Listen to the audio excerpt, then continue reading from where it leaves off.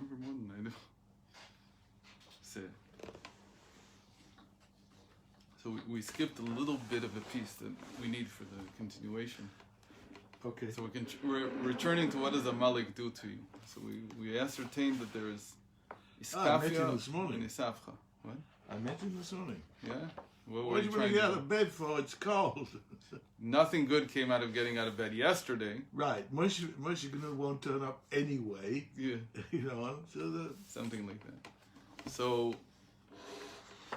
he strikes us after we're free from our limitations from the body and the animal soul, and we decide to do something positive.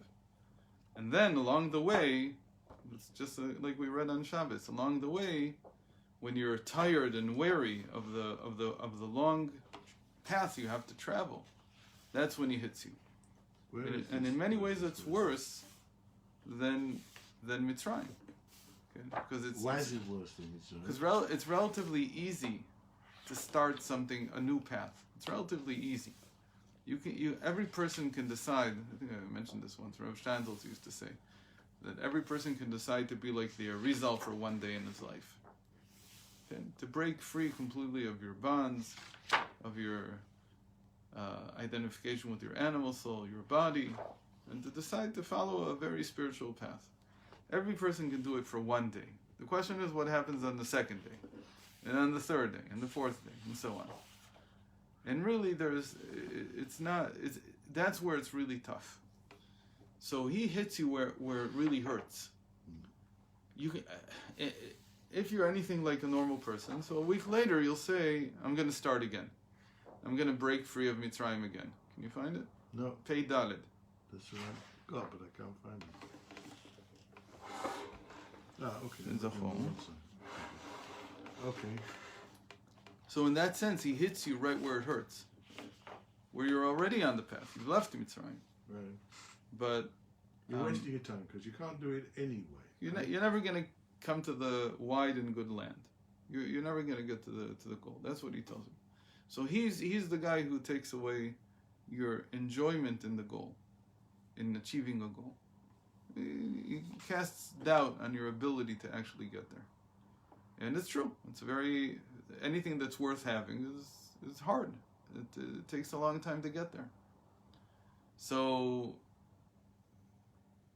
originally they were supposed to be in Eretz Yisrael after 3 days after going out of Egypt. No, they didn't go that way. So you could say that if they would have gone through Derech Eretz Plishtim, then he wouldn't have had time to attack.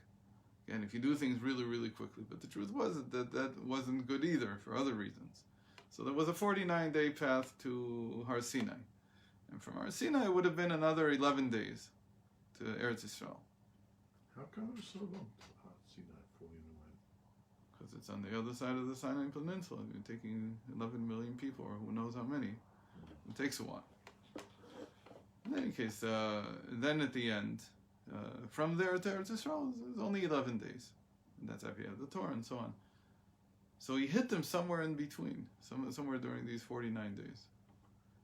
And that's what he attacked them after Matan Torah. No. See, that was before. Because Rashi says that they were boiling hot that they got the Matan Torah. No, they weren't boiling hot for Matan Torah yet. No, not at all. They're on the way to Har Sinai. It's at the end of Bashalach. Yeah, that's where it is in the Chumash, but was that? But no, it wasn't after. Not everything in the Torah is written. They had a second time that they dealt with Amalek, which was just before they came into Eretz Yisrael. Yeah, there was the thing with the Meraglim. Right. No, now with the Meraglim. After the Meraglim, no. Menashe went and tried to do their own thing. That's also that wasn't the whole people. That was a small amount. It was just Canaani. But then, just before they came into Eretz Yisrael, they had another thing with them. In any case, every time that you're approaching the goal, or you're already on the way to the goal, that's where he strikes. So now what we need to add is, what does it mean that Moshe Rabbeinu says that the Jewish people are, we talked about the stiff-necked people. Right. Actually, I think we talked about this. So we said that we have a quality that we don't look left and right. It's sort of obstinate, being obstinate. And that's the only saving grace. But that's really where it hits you. It hits you on the abstinence.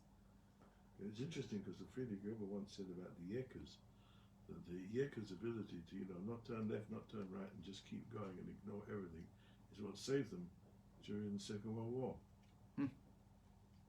Why? He said, because everybody laughs at the Yekkers because, they've got to do this. He said, the very fact that they've got to do this and they've got to do that, and they don't turn left, don't turn right, that obstinacy is what kept them attached to Yiddishkeit in the bad times. So now we're reaching the end. So he said, "Achinei ze lumat ze asa Elokim." Right? This opposite to that. Right. So there's always an opposing force. So even though we have a force of being obstinate, so there's the opposite force. And the opposite force is what hits your obstinance. What hits your resolve. Okay? שיש פנים וחור בקליפה גם, כמו בקדושה. וינקתם וחסדם וחיים בקדושה. And Amalek, in general, is the strongest force in the klipa. And the klipa in general, this is a very interesting thing. He says that the klipa, the negative forces in the psyche, in the world, however you describe them, they always cling to the backside. It's very hard for them to cling to the front side.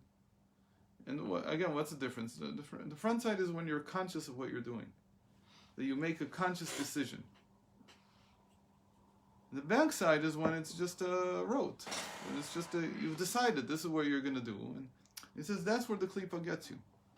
It's very hard for it to strike the front, where you're conscious.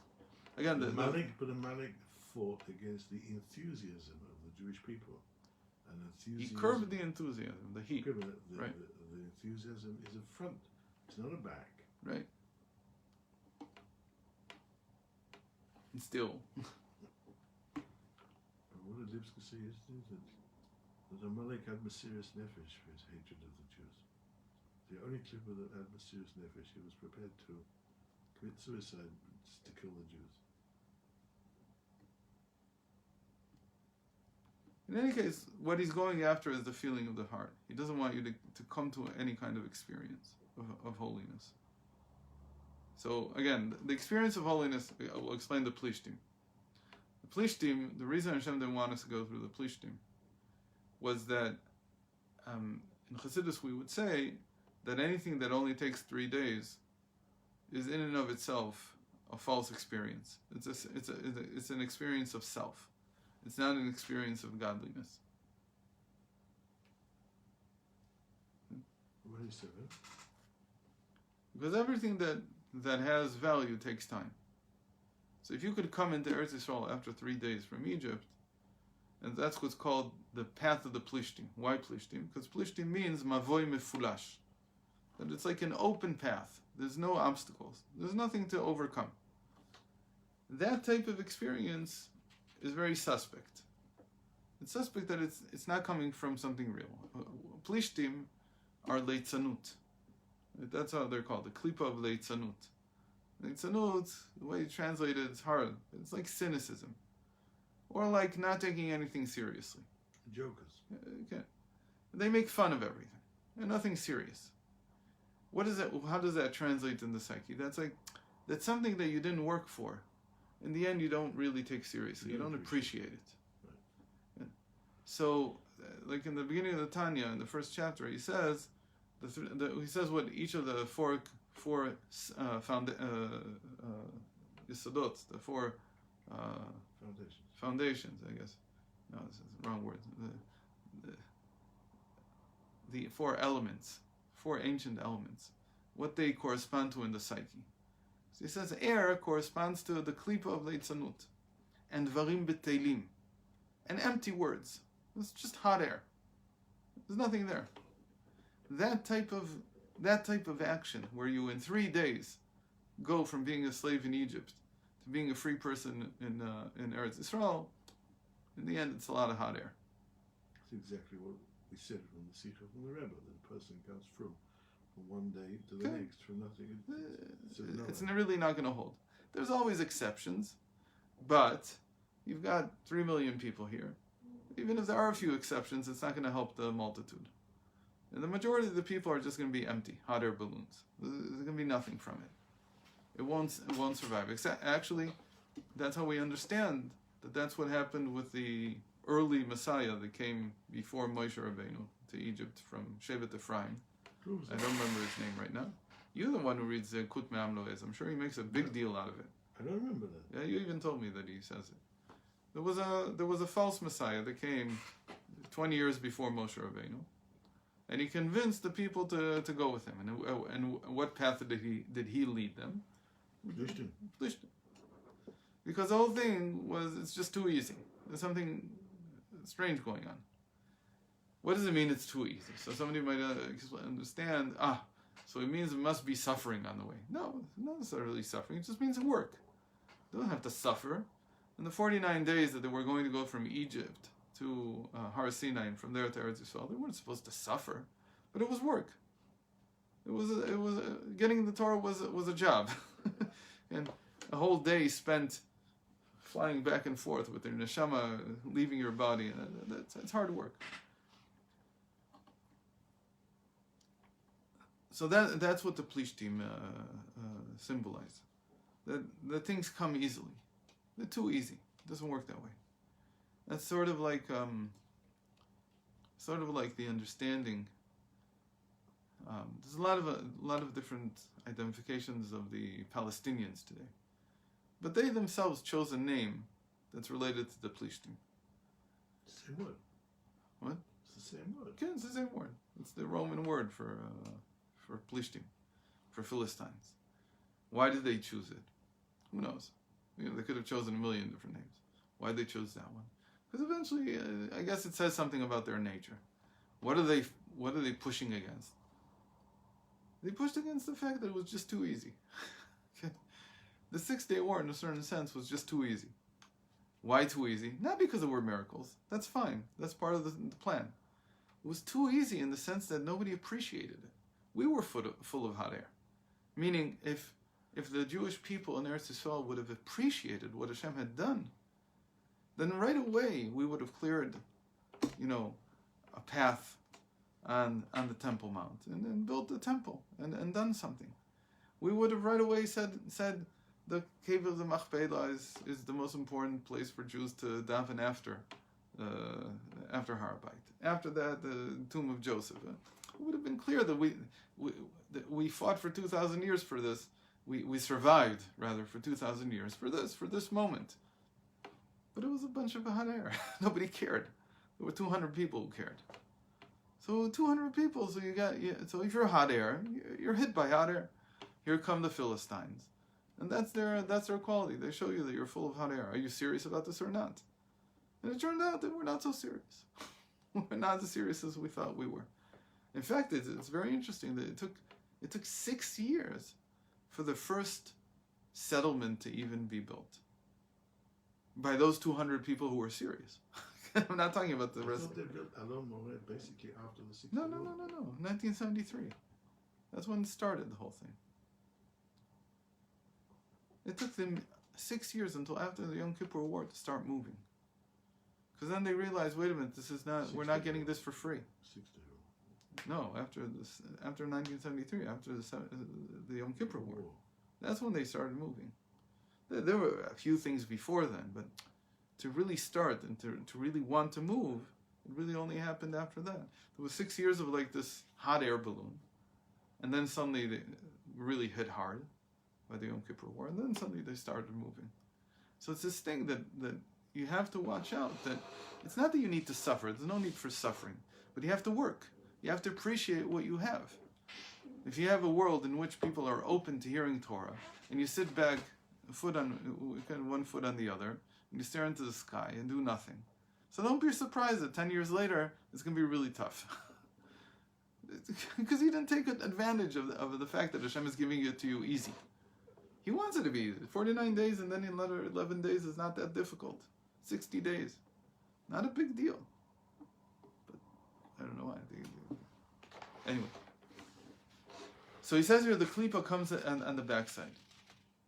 And what's the backside? The entire the entire neck is huam chaberum kasher amuchina. I skipped like one line. in your text. Yeah. שבראש, להיות להם התפשטות בגוף. Really, the neck is the connection between the mind and the heart. Okay? Is what connects them. שעל ידי זה נמשך אל הלב, להטות לבב האיש להופכו מן ההיפוך אל ההיפוך לגמרי. You need the mind in order to do the התהפכה. You need the mind in order to cause a transformation in the heart. And that's where it goes through. There's a narrow straight here, in between the mind and the heart. And you have to pass that. מאחר שמגילוי בחינת אחרי השם, יבוא אחר כך לגילוי בחינת פנימיות השם. So, from the neck, which is considered the backside of the neck is where it's important. That, again, because it's called stiff-necked, it's where you become obstinate. You say, I'm going to pursue this path no matter what. From that backside, you come to the front side, which is the conscious feeling of the heart. Okay, so panim ve'achor, the achor is the neck, is the state of itkafia, of a lot of itkafia, in order to create something, some vessel. And then the yitapcha is when the heart switches, it transforms. And the opposite side, the opposer to our abstinence is Amalek. He's the difficult part of the klipa. He's the backside of the klipa. Even the klipa has a front side and a back side.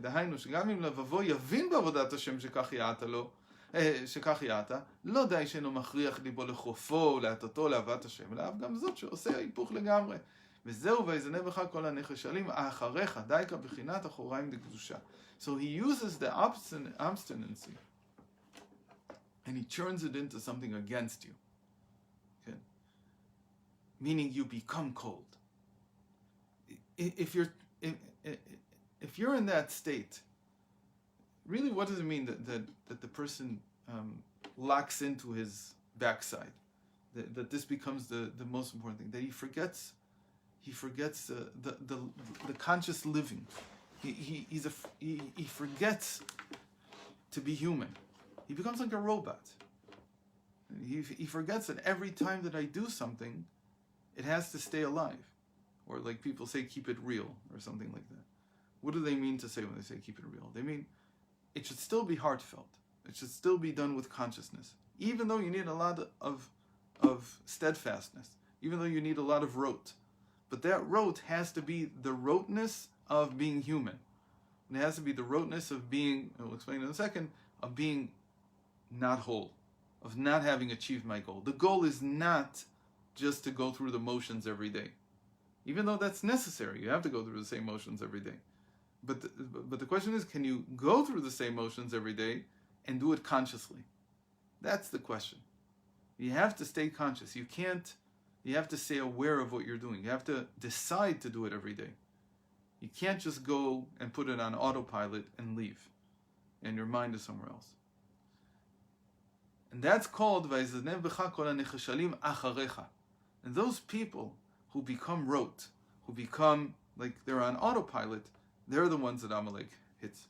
והנה זוהי רק בחינת חוצפה בלי טעם ובלי דעת, שעושה היפוך מן הדעת. And really that's just chutzpah. The fact that Amalek hits you in that place, that's just chutzpah.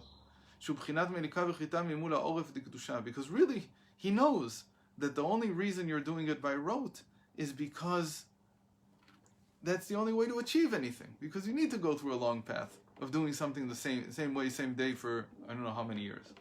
So it's chutzpah. It's like taking the person in the middle of it's like a guy fixing a wheel, and then he does the job. That's what he does for his work. And he comes in there, and he laughs at him, and he says, "What are you doing? So you're a robot. Nobody needs you. Put a robot here. Do the same thing." That's not true. Because this guy is making his living. You're right that when he works, he doesn't think every moment about his life. Where am I going? What is this leading to? Right now he's making his living. What do you want? You walk in there and you start making fun of him, that's chutzpah. And that's what he does. וכך היה עמלק. Sorry, I skipped. שהוא המחריט ומפסיק הקשר והתחברות שבין הראש ומוחין להתפשטותם בלב. So he doesn't let the mind connect with the heart. And this is the interesting thing, that even though you're on the way, every day you have to reach the heart. Even though the heart is not yet transformed, the mind still has to reach the heart. Otherwise, if it doesn't reach the heart, it's like it's stuck in the backside of the neck. It's only actions without heart, without conscious decision. וכך היה עמלק, שידע וראה את כל הניסים שנעשו לישראל, ואף על פי כן מלוא ליבו לגשת איתם למלחמה. And that's what Amalek did. Even though he knew that they weren't just doing this for the heck of it. They weren't just doing it because they were robots. They were doing it because they had committed to a certain path, because of the miracles they had seen, and he had seen, and everything. But then he comes in. It's like a guy who sees the paycheck at the end of the month. He knows that the reason this guy is working in the garage is because that's his livelihood. He knows that it's for something, and yet he comes and makes fun of him. Mashe'en ken Paro. Paro was not so bad. He said, Lo yadati et Hashem. I simply don't know Hashem. Because I don't know Hashem, I don't believe that you can't go out into the desert to serve him. There's no such thing. Do what we do here. This is fine. Okay? The job you have here, building pyramids for me, is fine. Or building storehouses, whatever you're building. That's fine. That's good enough for a person. Where did you come up with this crazy idea that you can go do some other type of work, which is just as laborious, just as difficult, just as hard, just as long, and you'll come up with something different? I've never heard of Hashem. I've never heard that there's anything else possible in life. This is what there is. And then that's what most people know. So all these people you're Makarev today, why do they need Kiruv? Because they grew up among the Goyim, and all they think is that there's the Goyim world. That's all there is. There's no other options. Or like one would say, there's no other good questions. The only good questions are the questions that the Goyim ask. So those are questions. I'm not saying that they're not human. Those are human questions to ask. But they're not asking questions about what is eternal. They're not asking questions about what is holy. They're not asking questions about, is this all man is meant to be? They're not asking those questions. Because those questions are frustrating for them. Because there's no answer to them. So what Paro says, Lo yadati. I've never heard of any other option. Never heard of such a thing. V'chen kol ha'ovdei, כי אני הכבדתי את ליבו. Sorry. ובמופתים היה לב פרעה נכנע. לולי כי השם אמר כי אני הכבדתי את ליבו. But really Hashem showed him that there's another way. Ika darka acharina. There's another way to travel in life. And he saw the miracles, and if it were not for Hashem giving him a punishment and hardening his heart so he couldn't take those miracles that he saw to heart, and he couldn't decide on a different path, he would have changed. He would have known that what the Jewish people, what Moshe is proposing, is a real alternative to the type of life that Paro, is proposing. וכן כל עובדי כוכבים ומזלות, same thing. הקליפות מסתירים ומכסים בין קדושת השם, פניהם שמשוקעים בקליפות ההם. Since this is their way of life, this is what they've grown accustomed to, hiding and concealing God, they can't even see that there's another option. But Amalek is different. ראשית גויים עמלק, וזרעו של עמלק פירושו הזריעה שלו שזרעה בישראל להיות להם בחינה זו. Amalek is different because he knows Hashem. He knows that there's another path. And yet, even though he knows that there's another path, he wants to stop you from going in that path. And therefore, there has to be a war with him. צריך להיות מלחמה בעמלק מדור דור, because he takes his seed and he sows it inside your mind. He changes your mind about the necessity of pursuing the path of Hashem, the serving God, which is a long and difficult path, but it's worthwhile, and he sows the seeds of doubt in you that this is not leading anywhere. And more importantly, he sows in you to make it really rote, to make it really something that's just routine, and it has nothing human inside of it, no heart. שבכל דור יש בחינת יציאת מצרים, וצריך ללכת תחילה בחינת אחרי השם. Because in every day, in every generation, there's יציאת מצרים. והנה בזמן הגלות, שההילוך הוא בבחינת אחרי השם. Now the whole galus, the whole time of exile, is considered entirely one big long walking after God, meaning the backside. It's a lot of difficult work to build the Geula, to build the redemption, many, many generations. And then it says, during that time, מחו ימחה את זכר עמלק, מלחמה להשם בעמלק, שלא לאדם המלחמה שיוכל לכובשו, שיהיה בגילוי ובהתפעלות פנימית נקודת הלב, אלא להשם על מלחמה. So you should know that the war during the time of exile is in the hands of God. In the time of exile, when you're entirely in the backside, there's no way that you can fight the war against Amalek. Okay? This is also a halacha. And the Rebbe was very clear about it. That the only time that you can fight Amalek, when you have a king. when you have a king, you can't fight them before you're out of Golus. And the sign of being out of Golus is not being in Eretz Yisrael. Not in Eretz Yisrael. It's got nothing to do with that. The real sign is that you have a king.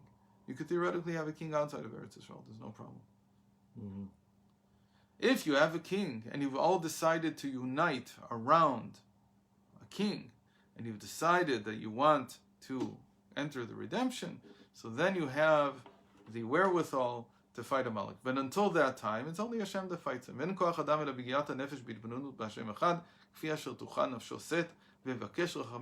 Really, you have to ask for Hashem's mercy to be able to fight the Amalek that's hurting you.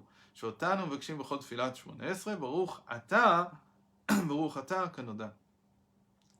that's the point of talking to Hashem in the second person. In blessed are you. Why? Instead of saying, blessed are, we don't say Ata to Hashem. We say, blessed is He who created the world. He, the third person. You can't say, how can you say you? So the idea is that you is face to face. The you is always face. He repeats this a lot of times, so I guess he didn't see the need to repeat it at that moment. But when you say Ata, you're talking about panim b'panim, face to face. And face to face is the only way to combat Amalek. It means that I need you, Hashem. It means that I have to be, what I said before, you have to be half. You can't be whole. Meaning in every act that I do, I'm facing you. Why am I facing you? Because I know that the relevance, the impact of my actions is only half the story. And I have to feel that. If I feel routine, it becomes like I'm doing everything. That's the whole problem with the routine. The routine is it's not bad in and of itself. The problem is that it makes you slip into a state where everything you're doing is all that counts. It's only the routine that counts. That's what we call bureaucracy. Then in the end, the way we do it is what becomes important. Where's your heart? Where's your understanding? Where's your humanity? You can't do it by routine. You can't deal with people with routine. Look in my eyes. Right in Israel, everything is like that. Don't tell me about your what do you call it? Your protocols. Not interested in your protocols. Are for computers. I'm a human being. So when you take that approach with Hashem, you're saying that Hashem, even though I'm doing everything by routine, because this is the only way to make any progress, but in the end I'm looking at you face to face, because I need your intervention at the level of making whole everything that I do, because I'm just doing the routine. I can't give the heart. And you give the heart. You're the one who gives the heart. Again, that's what Amalek attacks you by turning the routine into everything. That's all there is. He makes you into a bureaucrat, basically. He makes you bland. He makes you just a very gray person who has no heart, who can't sing, can't laugh. I think you didn't hear the story. You left before Lipsker gave a story. It's a big Rav who wasn't Litvish, who wasn't Chassid, something in the middle. I can't remember. He said the name yesterday, and he said he wanted to hear the Friediger Rebbe once, so he went to a Farbrengen with his wife. And when he walked in, the Friediger Rebbe was telling a joke, or a story that was humorous, I don't know what. And everybody burst out laughing. It was like that. The Friediger Rebbe was like that a lot. The Rebbe wasn't so much. He didn't tell jokes. The Friediger Rebbe did. And he walked out right away. He said, "This is." Oh, you were there. So you remember who the Rebbe was? No, he didn't say the name of the Rebbe. Oh, he didn't say so. It's a famous story. Okay. But his wife was listening. She came back home, and she said, "What a wonderful Farbrengen!" And she started to bring the whole family closer to Chassidus, until eventually he became a Chassid of the Rebbe. So he asked her once, why? He says, the whole time I was looking at the everybody in the Haredi world, everybody in the Frum world. They're all so serious. Also, where's the heart? Where's the soul? There's nothing. And the first time I heard him, the first thing I heard from him was a humorous story, and everybody was laughing. He said, finally I found somebody with a heart. That's what she was looking for. It's the same thing. When you look at Hashem face to face, we're saying, Hashem, I know I need to do routine. I have to do it seriously, I can't do it not seriously. But in the end, if it doesn't make me alive, if it doesn't touch my heart, what am I doing? And that only you, Hashem, do. That you, Hashem, can do. Because that's what it means that I'm a half and you're the whole. You complete me. And that's the big teaching that Alter Rebbe learned from the Maggid. Right? He learned it about shkolim, that you give a machatzita shekel, you only give half a shekel. Why? Because every person is half, no matter how much he does. Where does the whole come from? Hashem. But the mistake is understanding that Hashem gives another half. Hashem gives the whole. And you're giving a half. The half's not worth anything. Hashem makes that into a whole. Not by giving another half. He's not just giving another half. He's transforming the half into a whole. Okay, so this is as far as we can go today. So tomorrow we'll start a mimer for, I guess for Purim or for Tetzaveh. Purim. So we'll see. Shkoyach.